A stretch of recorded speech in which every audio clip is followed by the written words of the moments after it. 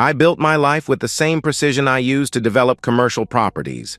Every decision calculated, every risk assessed, every foundation solid. At 38, I own 17 buildings across 3 states, employ 43 people, and maintain a credit score that makes bank managers smile. I didn't inherit this. I earned it, brick by brick, contract by contract, from a cramped apartment above my father's failing hardware store. Rachel likes to say I'm methodical. She means it as a compliment, usually when she's showing me off at dinner parties. Michael plans everything, she'll tell her friends, her hand resting on my shoulder like a claim. He's the reason we have such a beautiful life. Beautiful. That's Rachel's favorite word. Her Instagram feed is a testament to beauty. Our house, our vacations, our anniversary dinners.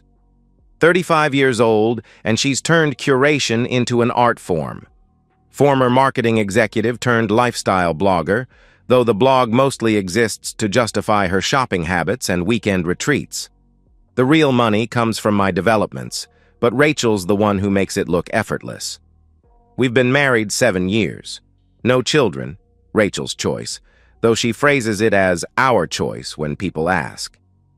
We're so focused on building our empire, she'll say, her smile bright as camera flash. Maybe someday. Someday never comes. But I stopped pressing the issue 3 years ago. Marriage is compromise, and Rachel compromises by staying married to a man who grew up shopping at Goodwill. I compromise by pretending her weekend yoga retreats are actually about yoga. Our house sits on 2 acres in Westchester, all white stone and floor-to-ceiling windows. Rachel chose it for the natural light, better for photos. I bought it because the foundation was sound and the bones were good. We both got what we wanted, which is how most of our marriage works.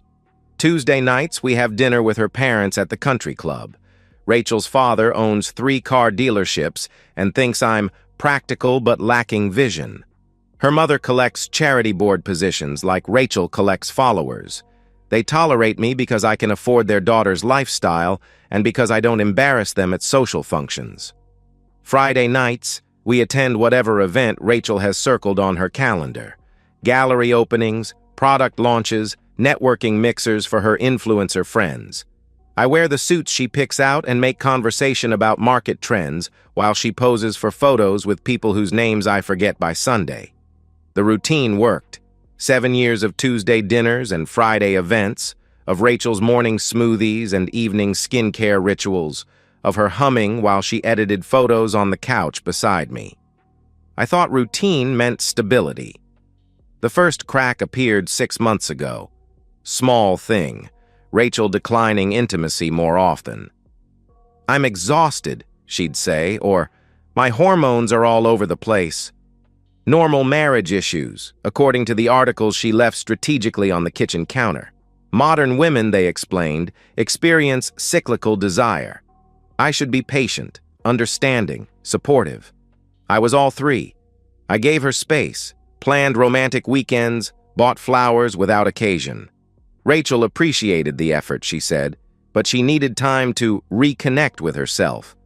The yoga retreats increased from monthly to bi-weekly. The blog posts about finding authentic feminine energy multiplied. I didn't question it.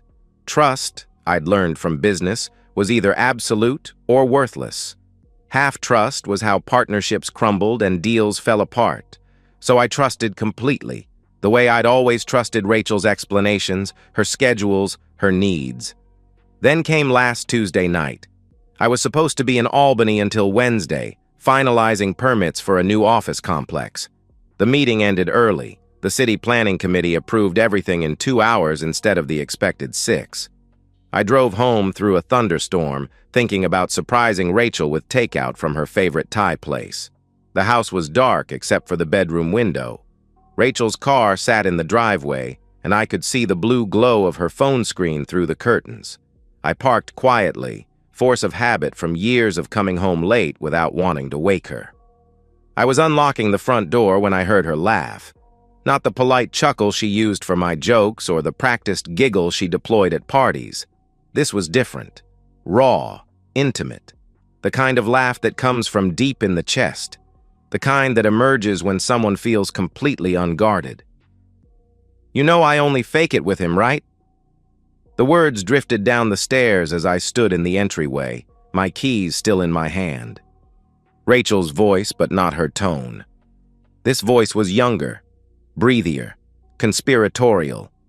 This voice belonged to a woman I didn't recognize.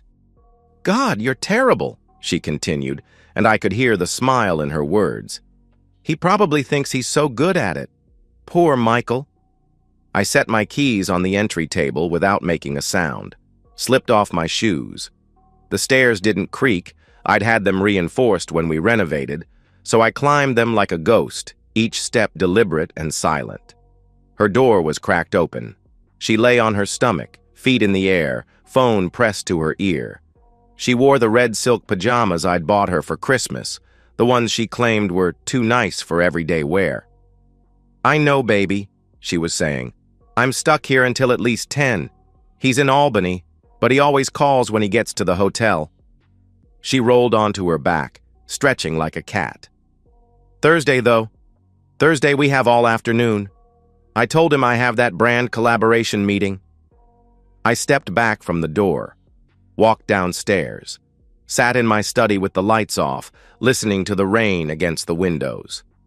20 minutes later, Rachel appeared in the doorway, her hair mussed, wearing a different pair of pajamas, the blue ones with the torn shoulder seam.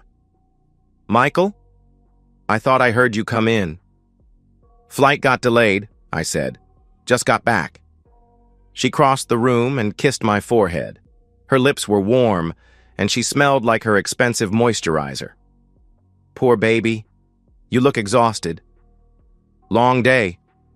"Well, come to bed. I'll make you some tea." I followed her upstairs, accepted the chamomile tea, kissed her good night. She curled against me the way she had for 7 years, her breathing deep and even within minutes. I lay awake until dawn, staring at the ceiling, cataloging everything I'd heard. The timeline, the tone, the name she'd almost said before catching herself. Jake. It had to be Jake. In the morning, Rachel hummed while she made her smoothie. She asked about Albany, sympathized about the delayed flight, reminded me about dinner with her parents that evening. Normal Rachel. Tuesday, Rachel. The woman who'd been married to me for 7 years. But I'd heard the other woman, the one who faked it, the one who called me poor Michael to someone named Jake. I didn't confront her. Confrontation was for amateurs, for men who acted on emotion instead of information. I was a developer. I knew how to assess a situation, gather data, make informed decisions. So I watched, and I waited, and I learned. The next morning, Rachel mentioned Jake over coffee. Casual, like she was reading the weather report. "I'm meeting with Jake today about that wellness brand collaboration. You remember Jake, right? From my yoga certification program?" I stirred my coffee, keeping my voice level. "Jake. He's working with this amazing adaptogen company. Very cutting-edge stuff. They want to partner with lifestyle influencers who have authentic wellness practices." Authentic. The word sat bitter in my mouth. "How long have you been working with him?" "Oh, we've been talking for months. He's got such great energy, you know, really understands the wellness space." She was good. The way she said it, Jake could have been anyone. A business contact, a yoga instructor, a harmless friend. But I'd heard her voice on the phone. The intimacy, the familiarity, the way she'd called him baby. "What kind of collaboration?" Rachel brightened, launching into a detailed explanation of adaptogen powders and morning ritual content. She spoke with genuine enthusiasm, the way she always did when discussing potential income streams. But underneath the business talk, I caught something else. A flush in her cheeks when she said his name.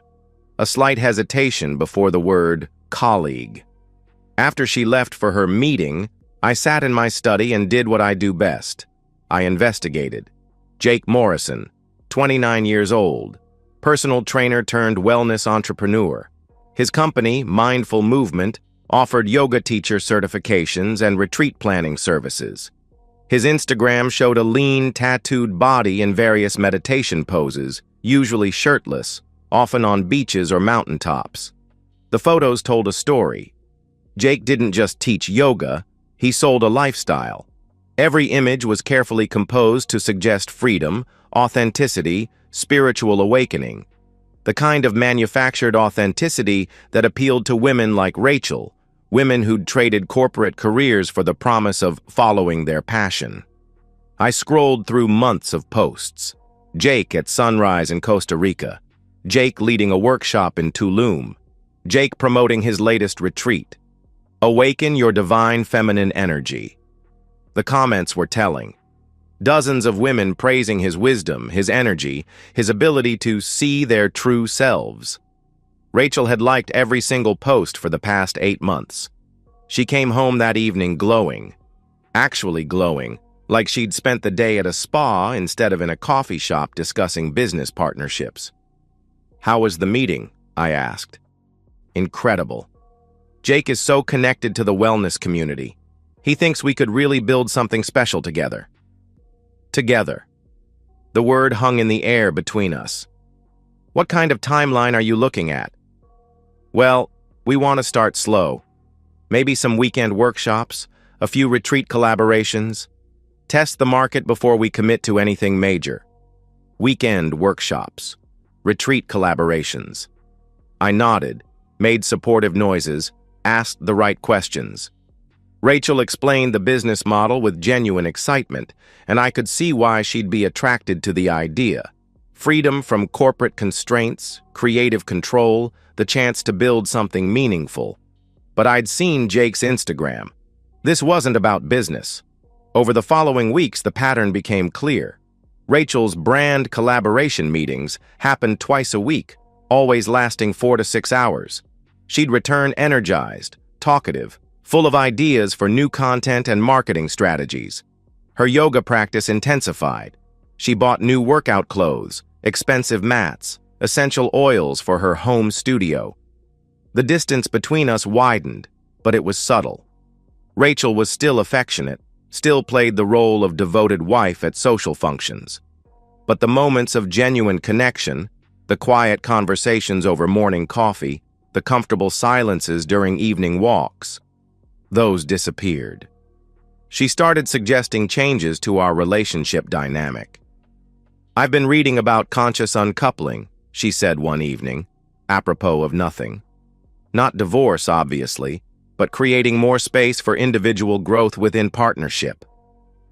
"What kind of space?" "Well, like, we don't have to tell each other everything.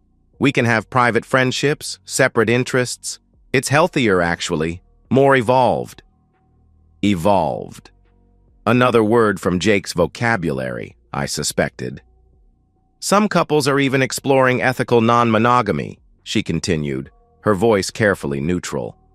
"Not that I'm suggesting anything, just... It's interesting how many people are questioning traditional relationship structures." I made non-committal sounds, asked questions that suggested curiosity rather than suspicion. Rachel seemed encouraged by my apparent openness, launching into a detailed explanation of polyamory podcasts and relationship books she'd been consuming. The conversation felt rehearsed, like she'd practiced these talking points, testing my boundaries, gauging my reaction, laying groundwork. That night, after Rachel fell asleep, I retrieved my laptop and did deeper research. Jake's business was legitimate but struggling. His retreat bookings were down, his certification program had poor reviews, and his social media engagement was artificially inflated by bots. But his personal life was thriving. Photos tagged at expensive restaurants, luxury hotels, weekend getaways, all funded by business partnerships with married women who promoted his retreats and workshops. I found 3 other wives in his orbit. Susan, a former attorney turned life coach. Jennifer, an ex-marketing director who now sold essential oils. Maria, a divorced mother of 2 who'd invested her settlement in Jake's retreat center. The pattern was identical. Professional collaboration that became personal mentorship, that became intimate relationship. Each woman thought she was special, chosen, awakened to her true potential by Jake's spiritual guidance. Rachel wasn't having an affair, she was being recruited into a harem. The realization didn't make me angry. Anger was inefficient, clouded judgment, led to poor decisions. Instead, I felt something colder, more focused. The same clarity I experienced when a business deal went bad, when I had to cut losses and protect my interests.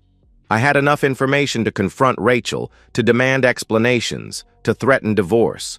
But confrontation would only push her deeper into Jake's influence. She'd deny everything, claim I was paranoid, manipulative, controlling. She'd play the victim of a possessive husband who couldn't support her personal growth. No. If Rachel wanted to redefine our marriage, I'd help her. But the terms would be mine. Knowledge is power, but documentation is leverage. I spent the next month building a case that would hold up in court, in public, and in the mirror. The phone was easy. Rachel had never changed her iCloud password from the one we'd set up together years ago. A simple backup to an old iPad in my study gave me access to her messages, emails, photos, and calendar. Everything synchronized in real time, a live feed of her double life. The laptop required more creativity. I waited until she left for one of her meetings, then installed a keylogger disguised as a software update. Rachel trusted technology about as much as she trusted marriage vows, so she clicked accept without reading the terms. What I found was worse than an affair. It was a systematic dismantling of our marriage, conducted with the same enthusiasm Rachel brought to her Instagram content. The messages with Jake started 8 months ago, initially professional. Discussions about retreat partnerships, content collaboration, shared business goals. But by the 3rd week, the tone shifted. Jake complimented her authentic energy. Rachel confessed feeling creatively stifled in her marriage. He offered to help her unlock her divine feminine potential. The seduction was methodical. Jake positioned himself as a spiritual guide, a mentor who could help Rachel access her true self. He used terms like sacred sexuality and conscious intimacy to reframe adultery as personal growth. Rachel ate it up. By month 2, they were meeting twice a week. Rachel's calendar showed blocked time for brand collaboration, but her photos told a different story. Hotel rooms, restaurants, yoga studios with no other clients. Jake's hands on her back during private instruction. Rachel's face in post-orgasmic bliss she'd never shown me. The shared photo album was devastating. Hundreds of images spanning 6 months. Rachel in lingerie I'd never seen, in positions I'd never experienced with her, in hotel rooms I'd unknowingly paid for. Jake had convinced her to document everything, claiming it was sacred art that celebrated her awakening sexuality. But the photos weren't just for them. Jake was building a portfolio, collecting trophies. Each woman in his orbit had her own album, her own carefully curated collection of compromising images. Insurance, I realized. Protection against wives who might want to leave the arrangement. The financial records were equally damning. Rachel had been using our joint credit card for hotel rooms, expensive dinners, weekend getaways.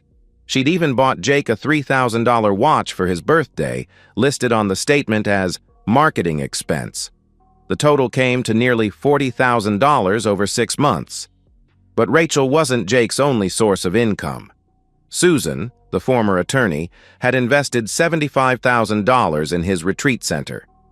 Jennifer was paying him $2,000 monthly for private coaching. Maria had bought him a car, justified as a business partnership. Jake Morrison wasn't just a wellness entrepreneur. He was running a sophisticated long-term con, using spiritual manipulation and sexual exploitation to extract money from vulnerable married women. And Rachel was his star pupil. The worst part was her enthusiasm for it. Messages to her friends describing Jake as life-changing and transformational. Blog posts about finding my authentic self and breaking free from societal expectations. social media content promoting his workshops and retreats. She genuinely believed she was having a spiritual awakening. Jake had convinced her that betraying her marriage was actually an act of self-love, that lying to her husband was necessary for her personal growth, that financing his lifestyle was an investment in her own evolution. I printed everything: screenshots, bank statements, hotel receipts, photo galleries, organized them chronologically in 3 separate binders: one for my attorney, one for the private investigator, one for the presentation I was planning. Then I followed Jake. His routine was predictable: morning workouts at an expensive gym in Tribeca, afternoon private sessions with married clients at a studio he rented by the hour, evening drinks at trendy bars where he networked with potential marks. I watched him work. The way he targeted women who looked professionally successful but personally unfulfilled. The way he approached them with spiritual language and authentic vulnerability. The way he listened to their problems with intense focus, making them feel seen and understood. He was good at it. Handsome enough to attract attention, articulate enough to hold it, manipulative enough to exploit it. Every conversation was a performance, every gesture calculated to build trust and dependence. But he was also lazy, arrogant. He used the same lines on every woman, recycled the same spiritual concepts, followed the same seduction timeline. Success had made him careless. I documented his patterns, his techniques, his other victims. Built a profile that would be useful later, when it came time to destroy him. The investigation took 3 weeks. 3 weeks of watching my wife lie to my face while she planned her next betrayal. 3 weeks of listening to her complain about feeling disconnected from me while she documented her sexual encounters with another man. 3 weeks of paying for hotel rooms where she loved someone who was using her for money. By the end, I knew everything. Every lie, every excuse, every manipulation. I knew about the weekend retreat where she'd told me she was visiting her sister. I knew about the girls' night that was actually a threesome with Jake and Jennifer. I knew about the pregnancy scare that had made her cry in our bathroom while texting Jake about their sacred connection. Most importantly, I knew Rachel had never intended to end it. The conversations about ethical non-monogamy weren't preparation for confession. They were groundwork for legitimizing what she was already doing. She wanted to keep me as her stable, financially supportive husband while pursuing her authentic sexual expression with Jake. She wanted to have it all: the house, the security, the lifestyle I provided, plus the excitement and validation Jake offered. She wanted me to fund her affair and call it evolution. I sat in my study that final night, surrounded by evidence of my wife's betrayal, and felt something I hadn't experienced since building my first development project: pure, crystalline focus, the clarity that comes when complex problems reduce to simple solutions. Rachel had made her choice. Now I would make mine. Our 8th anniversary fell on a Saturday in June. Rachel had been dropping hints about a special celebration, something memorable that would mark our new chapter together. I suspected she was planning to propose some form of open marriage, using our anniversary as a launching pad for formalizing her affair. I had different plans. The venue was easy. Rachel had always wanted to dine at 11 Madison Park, but their reservation list was months long. However, they had a private dining room available for special events. 25 guests maximum, custom menu, dedicated service staff. Perfect for intimate celebrations. "I want to surprise Rachel," I told the events coordinator. "Our 8th anniversary, something really special." The price was astronomical, $500 per person plus wine pairings, but money wasn't the issue. This was an investment in closure. I booked it for Saturday evening, then began crafting the guest list. Rachel's parents, obviously, her sister and brother-in-law, her 3 closest friends from college, my parents, my brother, his wife, a few couples we socialized with regularly, and Jake Morrison. The invitation required careful wording. I wanted it to sound like it came from Rachel, but I needed to ensure Jake would actually attend. I used her email account to send the messages. Michael is planning something special for our 8th anniversary dinner this Saturday at 11 Madison Park. He's been so supportive of my personal growth journey, and I think he's ready to take our relationship to the next level. I'd love for you to be there to witness this new chapter in our lives. Cocktails at 7, dinner at 8. Please dress accordingly. This is going to be a night to remember. I sent similar messages to the other guests, adjusting the tone but maintaining the theme of celebration and new beginnings. Everyone RSVP'd yes within 24 hours. Even Jake, who responded with, "Wouldn't miss it for the world, beautiful. This is your moment." The legal preparation was more complex. I met with my attorney, David Greenhouse, a sharp family law specialist who'd handled divorces for half the tech executives in the city. "I need to move fast on this," I told him, sliding the binders across his desk. "Full dissolution, maximum asset protection." David spent an hour reviewing the evidence, his expression growing grimmer with each page. "This is comprehensive. Your wife's been busy. Very busy. On my credit cards. The adultery is clear, but the financial malfeasance is what's going to hurt her. She's been using joint assets to fund the affair, essentially stealing from the marriage to pay for her betrayal." He looked up from the bank statements. "You want to file before or after this dinner?" "After. I want everything ready to go, but I serve the papers Sunday morning." "And the prenup?" "Ironclad. She gets nothing if she commits adultery. I made sure of that." David nodded approvingly. "Smart man. Though I have to ask, are you sure about the public confrontation? It's going to be intense." "That's the point." I spent the rest of the week making final preparations. The private investigator, a former NYPD detective named Carmen Rodriguez, would be positioned outside the restaurant with a process server.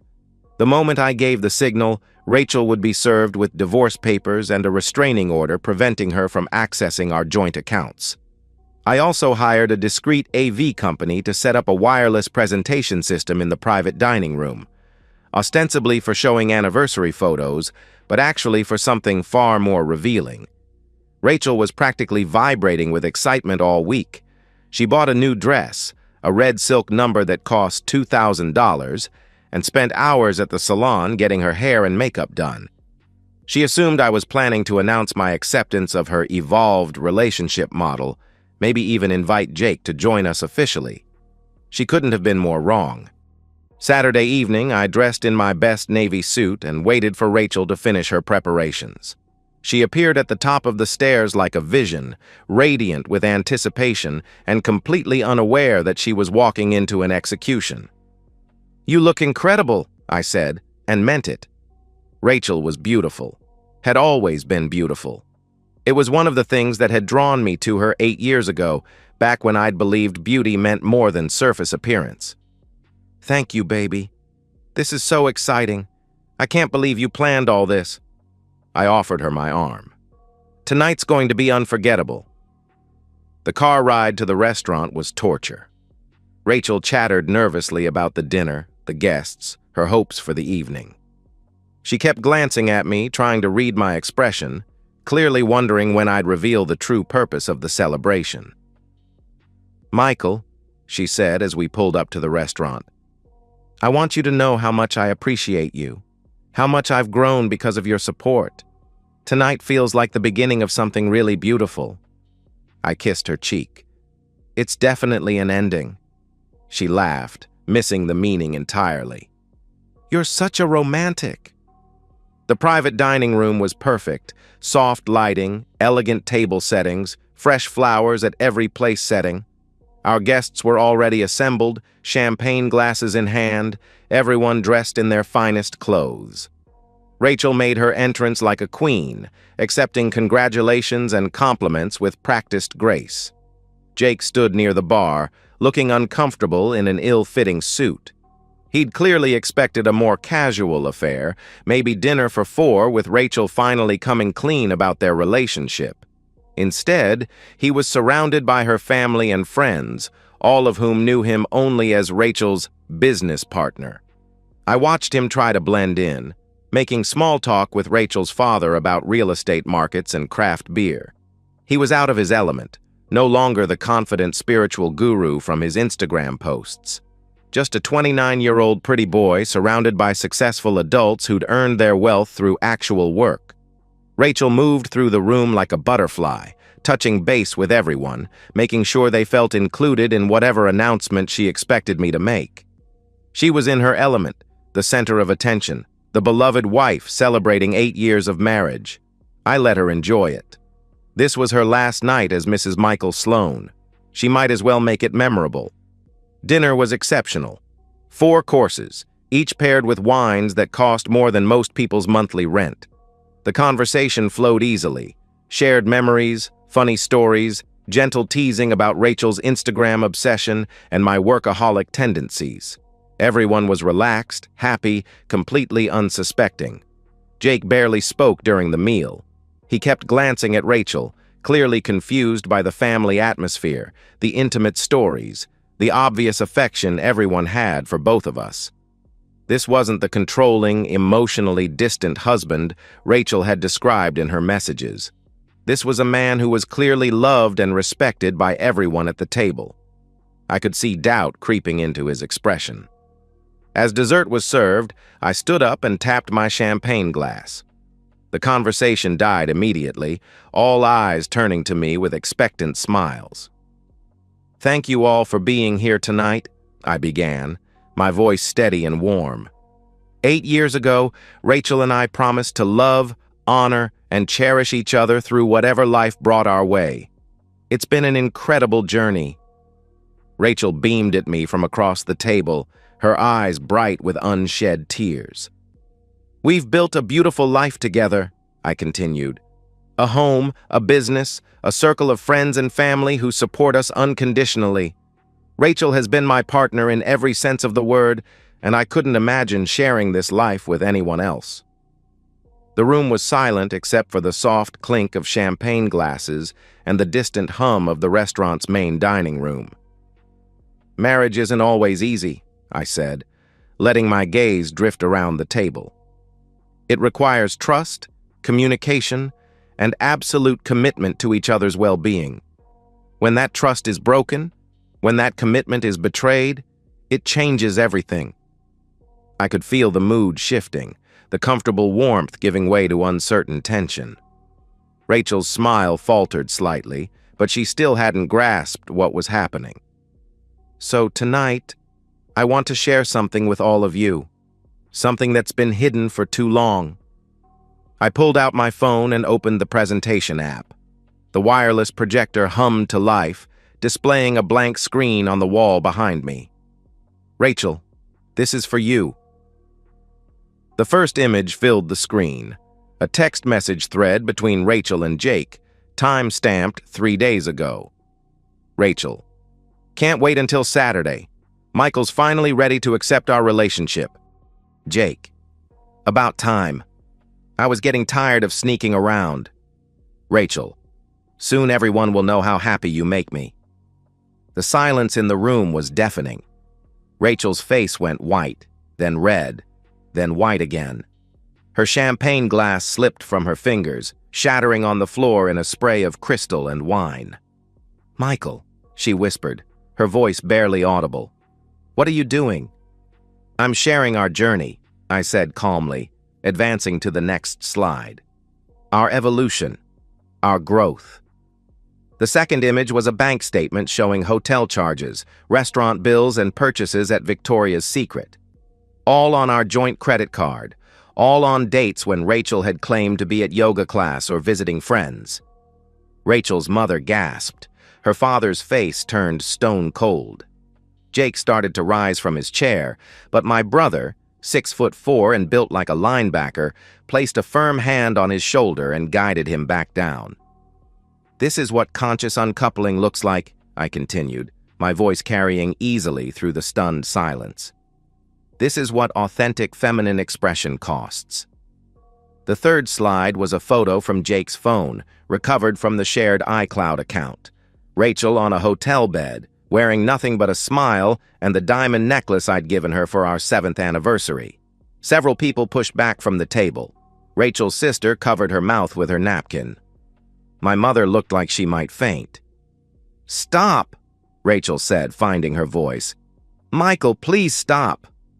"But we're just getting started," I said, advancing to the 4th slide. 8 months of personal growth, 8 months of spiritual awakening, 8 months of Jake Morrison helping my wife discover her authentic self. The 4th image was a screenshot of their text conversation from the previous week. Jake: "Your husband's money is funding our relationship. That's so hot." Rachel: "He has no idea. Poor Michael thinks I'm becoming more spiritual." Jake: "Maybe we should tell him. I bet he'd pay for our retreat center if you asked nicely." Rachel: "Let me work on him. I can get him to agree to anything." Jake lurched to his feet, knocking over his chair. "You're insane, man. This is harassment." "Sit down, Jake," I said without looking at him. "We're not finished yet." My brother's hand returned to Jake's shoulder, more firmly this time. Jake sat. "This one's my favorite," I said, clicking to the 5th slide. It was a photo of Rachel and Jake with 2 other women, Jennifer and Susan, at what appeared to be an intimate dinner party. All 4 were partially undressed, laughing at some private joke. "Rachel's not Jake's only spiritual student," I explained to the horrified audience. "She's part of a whole curriculum, a wellness program where married women pay to betray their husbands." Rachel was crying now, mascara streaming down her cheeks. But I wasn't done. The 6th slide showed Jake's bank account, with deposits from multiple women clearly labeled. Marketing consultation from Rachel. Retreat investment from Susan. Private coaching from Jennifer. Business partnership from Maria. "It's quite the operation," I said. "Rachel's contributed almost $40,000 to Jake's spiritual guidance over the past 8 months. Very generous of her. Very conscious." I clicked to the final slide. A photo of Rachel taken 2 days ago, naked in our bedroom, posing for Jake's phone camera. The timestamp showed it was taken at 2:47 p.m. on a Thursday, while I was at work, paying for the house where she was photographing herself for another man. The room erupted. Rachel's father stood up so violently his chair fell backward. Her mother was sobbing into her hands. Jake made another attempt to leave, but this time my brother and brother-in-law flanked him, making it clear he wasn't going anywhere. "Happy anniversary, Rachel," I said, raising my champagne glass. "Here's to 8 years of marriage and 8 months of adultery. Here's to conscious uncoupling and spiritual awakening. Here's to authenticity." I finished the champagne in one long swallow, then set the glass down and looked directly at my wife. "The divorce papers are in your inbox. The locks on the house have been changed. Your access to our joint accounts has been revoked. You have until Sunday to collect your personal belongings." Rachel tried to speak, but only managed strangled sobs. Her carefully constructed world was collapsing in real time, witnessed by everyone who mattered to her. "Jake," I said, turning to address her lover directly. "I've taken the liberty of sharing these photos with your other clients' husbands. Jennifer's husband was particularly interested in the receipts showing how his wife has been funding your lifestyle. Susan's attorney wants to discuss the legality of your retreat center investment scheme." Jake's face went gray. "You can't do this. This is revenge porn. I'll sue you." "With what money?" I asked. "Your business accounts were frozen this morning. Turns out the IRS takes a dim view of unreported income from multiple sources. They'll want to discuss your tax situation." I pulled out my phone and typed a quick message. Within seconds, Carmen Rodriguez and the process server entered the private dining room. "Rachel Sloan?" the server asked. Rachel could only nod, still crying too hard to speak. "You're being served with divorce papers and a restraining order. You're also being served with a civil suit for fraudulent use of joint assets." The papers landed on the table next to her untouched dessert. "Jake Morrison?" the server continued. "This is nonsense," Jake said. but he took the papers. You're being served with a cease and desist order regarding contact with Mrs. Sloan and a civil suit for alienation of affection. Have a good evening." The server left. Carmen Rodriguez lingered by the door, making sure Jake understood he was being watched. I looked around the room at the wreckage of our anniversary dinner. Rachel's family and friends sat in stunned silence, processing what they'd witnessed. Jake slumped in his chair, finally understanding the magnitude of his mistake. "I want to thank everyone for coming tonight," I said, as if nothing unusual had happened. "This has been exactly what I hoped it would be. Rachel, I know you've been wanting to live your authentic truth. Now you can, without my house, my money, or my name." I walked around the table and kissed her forehead, the way I had every morning for 8 years. "Goodbye, Rachel. Enjoy your spiritual journey." I left her crying in the ruins of our marriage, surrounded by the people who'd loved her and the man who'd used her. The bill for dinner was $14,000, but it was worth every penny. The story broke online within hours. Someone at the dinner, probably Rachel's college friend Jessica, who'd always been jealous of our lifestyle, leaked the details to a gossip blog. By Sunday morning, the conscious uncoupling hashtag was trending on Twitter, complete with screenshots of the bank statements and text messages. Rachel's influencer career died overnight.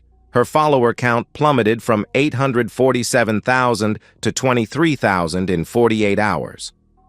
The wellness brands that had sponsored her content issued public statements distancing themselves from the recent revelations about Ms. Sloan's personal conduct. Her blog went dark. Her Instagram account disappeared.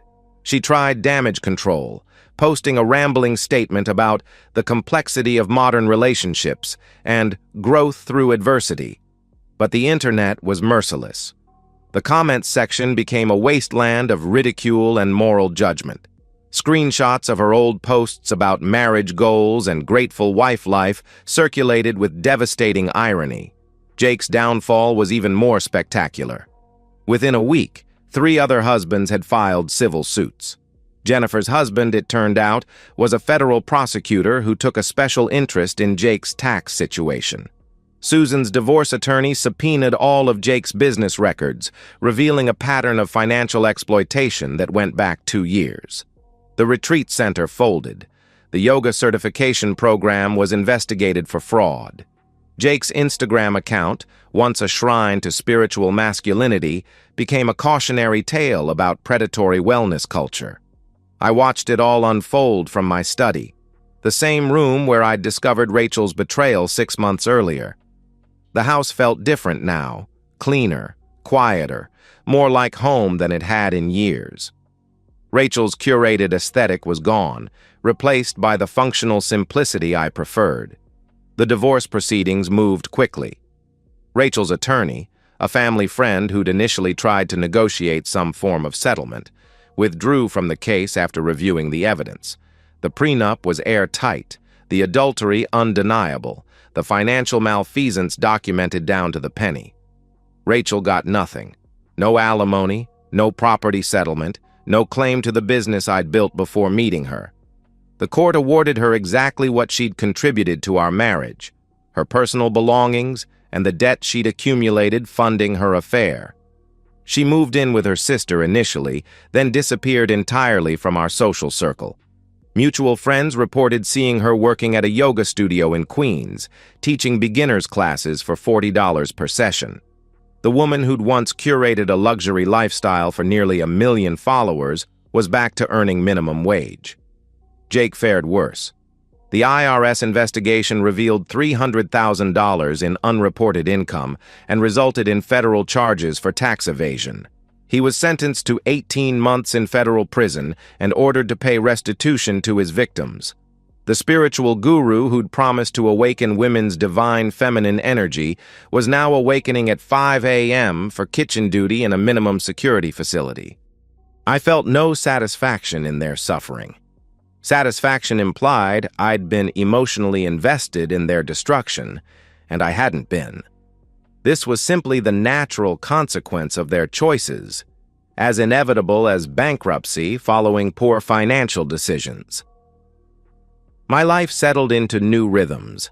I sold the Westchester house, too many memories, too much maintenance, and bought a smaller place in the city, a pre-war building with good bones and no Instagram-worthy aesthetic. The apartment overlooked a small garden instead of rolling lawns, but the view was honest. No artificial beauty, no curated perfection. I started cooking, something I'd never done during my marriage.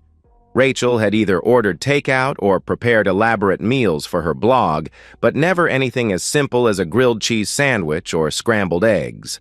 I discovered I enjoyed the process, the precision of timing, the chemistry of flavors, the satisfaction of creating something with my hands. Weekends were for woodworking in the basement shop I'd set up. I built furniture, tables, chairs, bookcases, pieces that would last decades with proper care. The work was meditative, requiring focus and patience, producing results that spoke for themselves without explanation or marketing. I grew tomatoes on the fire escape, 4 plants in terracotta pots, producing more fruit than I could eat. I gave the excess to neighbors, elderly women who remembered when the building had been full of families instead of young professionals. They invited me for coffee sometimes, sharing stories about their husbands, their children, their long marriages built on genuine affection rather than social media performance. The business thrived without the distraction of Rachel's needs and demands. I closed 3 major deals in 6 months, expanding into commercial properties in Boston and Philadelphia. Success felt different now, less about proving my worth to someone who'd never valued it, more about building something lasting and substantial. People asked about dating. My brother's wife introduced me to colleagues, friends' sisters, divorced women with careers and children and realistic expectations. I was polite but uninterested. Romance required trust I no longer felt capable of extending. Better to focus on work, on family, on projects that produced measurable results. The first anniversary of our divorce passed without ceremony. I was in Philadelphia that week, touring a potential acquisition, a 19th century warehouse I wanted to convert into loft apartments. The building had beautiful bones underneath decades of neglect, solid construction that would outlast anything built today. I thought about Rachel briefly, wondering where she was, whether she'd learned anything from the consequences of her choices. But the thought was fleeting, like remembering a movie I'd seen years ago and hadn't particularly enjoyed. That evening I sat in my apartment with a glass of wine, a good Burgundy, not champagne, and reviewed the plans for the Philadelphia project. The conversion would take 18 months and cost $12 million, but the finished product would house 60 families in apartments they could actually afford to buy. Real value, not artificial scarcity. The tomatoes on the fire escape were ripening. The bookshelf I'd built was filled with actual books, not decorative objects chosen for their color scheme. The kitchen smelled like the bread I'd baked that morning, learning from YouTube videos and making adjustments based on trial and error. This was what authentic living looked like. Not performance, not curation, not spiritual awakening through betrayal. Just honest work, simple pleasures, and the quiet satisfaction of building something worth keeping. My phone buzzed with a text from an unknown number. For a moment, I wondered if it might be Rachel, reaching out on the anniversary of our divorce. But it was just a contractor confirming tomorrow's meeting about the Philadelphia project. I deleted the message and finished my wine. Outside, the city hummed with its usual energy. Millions of people living their real lives, making actual choices, dealing with genuine consequences. No filters, no hashtags, no audience to perform for. Somewhere out there, Rachel might be thinking about this date too. About the dinner that destroyed her marriage. About the choices that led to that moment. About the man she'd underestimated so completely. I hoped she remembered every detail. The shocked faces of her family, the horror in her friends' eyes. The moment she realized her carefully constructed lies had collapsed under the weight of documented truth. I hoped she remembered my voice as I delivered each revelation, calm and controlled and final. That was always the point. Not to hurt her, pain was temporary, forgettable, but to ensure she would never forget the consequences of believing her own performance, of mistaking manipulation for love, of confusing the man who'd built her beautiful life with someone too weak to destroy it. The wine was finished. The city lights twinkled beyond my window like stars in a clear sky, honest and distant and real. I had work to do tomorrow, buildings to construct, value to create. Rachel would remember tonight and every anniversary of it for the rest of her life. But I had already moved on to more important things. And that's the end of today's story. If you enjoyed it, please give this video a thumbs up and drop a comment below. Your support helps the algorithm push my content further. If you're new to the channel, don't forget to hit that subscribe button. It really helps me keep creating more stories for you. Thanks for watching, and I'll see you in the next one.